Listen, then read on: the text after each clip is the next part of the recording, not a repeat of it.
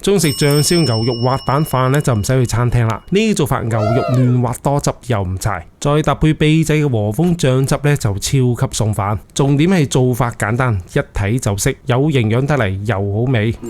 今日分享過以前餐廳至好賣嘅和風牛肉飯，真係一日賣幾百份嘅。首先要買到塊新鮮靚牛肉，呢一塊咧係雪花肥牛嚟嘅。嗱，你咁樣摸摸佢會回彈咧，就係新鮮牛肉嚟嘅。切牛肉咧都有講究喎。嗱，呢啲係樹紋嚇，我哋要切斷啲紋路，盡量切薄少少。哇，真係好靚啲牛肉。以前我哋開餐廳咧都堅持每日買新鮮牛肉嘅。嗱，呢度咧6兩牛肉啱好咧係做2份嘅，一份咧賣38蚊，大家覺得貴唔貴啊？如果買唔到靚嘅部位咧，醃法就好重要啦。先放2茶匙嘅清水，炸一炸牛肉，等啲牛肉咧吸飽水分，咁樣等陣整出嘅牛肉咧就有汁水噶。嗱，醃牛肉咧千祈唔好落鹽嚇，落1茶匙生粉，少少頭抽俾底味佢，再俾內心炸一炸佢啊！如果你買係牛冧肉啲比較韌嘅部位咧，我哋通常都會放啲小梳打嘅，咁樣可以軟化啲肉質。咁啲咁靚嘅肥牛咧就唔使放嚇，炸到有少少起膠黐手咁嘅狀態。最後就淋少少油封住佢，咁樣醃出嘅牛肉咧就嫩滑又唔柴啦。做和風牛肉咧最好揀白洋葱嚇，白洋葱炒出嚟咧比紫洋葱甜啲嘅，將白洋葱咧切成絲。做滑蛋你滑到半生熟咧口感先好嘅，所以我一直都係用呢個可以生食嘅蛋。點解可以生食咧？因為佢係零抗生素、零激素、零沙門氏菌、零重金屬、零3聚氰胺。佢保質期咧係30日，可以生食日期咧淨係得10日㗎。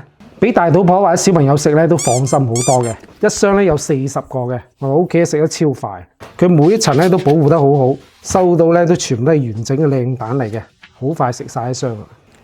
嗱，見到蛋黃未啊？特別大、特別金黃嘅。3個蛋咧可以做1份嘅，一共咧就打6個，做2份。落少少鹽俾底味佢，盡情咁將佢打散。除咗雞蛋唔夠靚之外咧，醬汁都好重要嘅。依家教大家調翻個和風醬，1碗清水落半茶匙鹽，1茶匙頭抽，2茶匙蠔油。以前餐廳係用鰻魚汁嘅，你冇咧就用蠔油代替啊。少少松絲先提鮮，再落啲胡椒粉，再落1茶匙糖。想顏色更加靚、更加深色咧，落少少老抽。將佢撈均勻咧就 OK 啦。做嘅順序咧有講究嘅，先滑蛋，攞靚仔啲不丁鑊燒熱咗之後咧再落油，跟住再倒蛋。嗱，一面滑咧一面推佢，咁樣蛋6、7成熟咧特別嫩滑嘅。仲有少蛋液咁樣流動嘅狀態先夠嫩滑嘅。如果你唔係可生食蛋咧，就滑熟啲嚇。跟住將啲蛋鋪喺飯上面，唔使洗鑊，直接爆香啲洋葱。餐廳咧通常咧過油鑊嘅，喺屋企咧爆炒就得噶啦。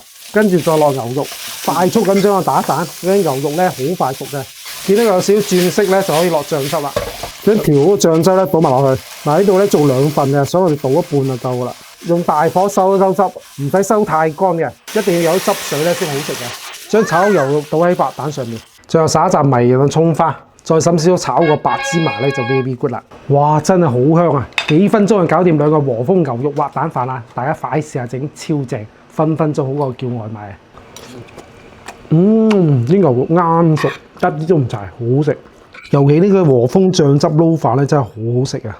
關鍵係呢個滑蛋啊，得6、7成熟嘅啫，好食。不愧係當年嘅餐廳銷量冠軍啊！